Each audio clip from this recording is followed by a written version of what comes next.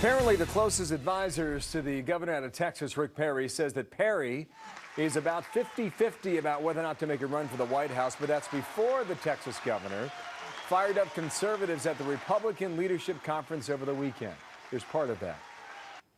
This administration in Washington that's in power now clearly believes that government is not only the answer to every need, but it's the most qualified to make essential decisions for every American in every area. That mix of arrogance and audacity that guides the Obama administration is an affront to every freedom-loving American and a threat to every private sector job in this country.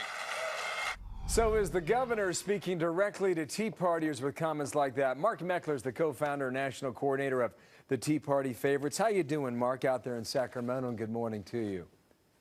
Absolutely great. Thanks for having me, Bill. Based on what you know, you're welcome. Based on what you know, what do you think of Rick Perry's message? I mean, certainly the clip that you just played reflects what Tea Partiers across the nation believe. This is an arrogant and audacious administration. I think that applies to Congress as well. They're completely out of touch with the American people, and people are looking for real change. Well, is Rick Perry your guy? I wouldn't say he's our guy. And the thing is that Tea Partiers are going to look at anybody and everybody who's willing to throw their hat into the ring, and they're going to do an adult and mature analysis. I think it's too early to say about Rick Perry. But if you look at the rest of the list, and among those who have declared, and perhaps a few that are just about to get into it very soon, who is your candidate, Mark?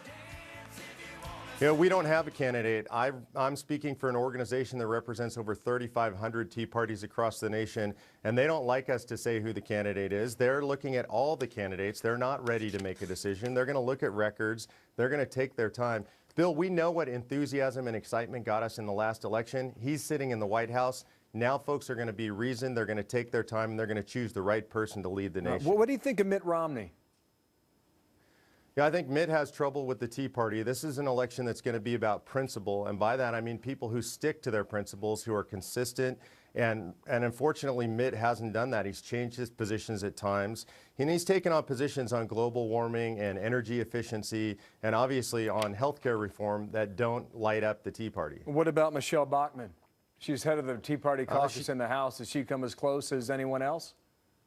I mean, she's certainly been a consistent supporter of Tea Party principles. I don't think she's wavered from those principles. I think people like Michelle because she's been willing to speak out against existing leadership when they don't hold true to those principles. So I'd say she's definitely one of the front runners. Well, there was a straw poll taken over the weekend. I don't know if you saw the results or not. On our screen for our viewers, Ron Paul was an overwhelming favorite. 40% of the vote, 612 total cast. Governor Huntsman out of Utah was second. Bachmann third. Herman Cain number 4, and Mitt Romney finished 5th here with 5% or 74 votes cast. Ron Paul, does he fit your definition? You know, I don't think that if I look at the Tea Party, what I see is Ron Paul, anything that's online, anything people can vote in a straw poll, he is incredible at turning people out for those things. But I would say he has his core of supporters, but I wouldn't say from my perspective, from what I'm hearing from the field, that he would be at the top of the list. I know you're on the West Coast. This is what a lot of people on the East Coast talk about. They wonder if the influence of the Tea Party is waning already. Have you lost a little bit of the mojo, or are you just in a bit of hibernation right now?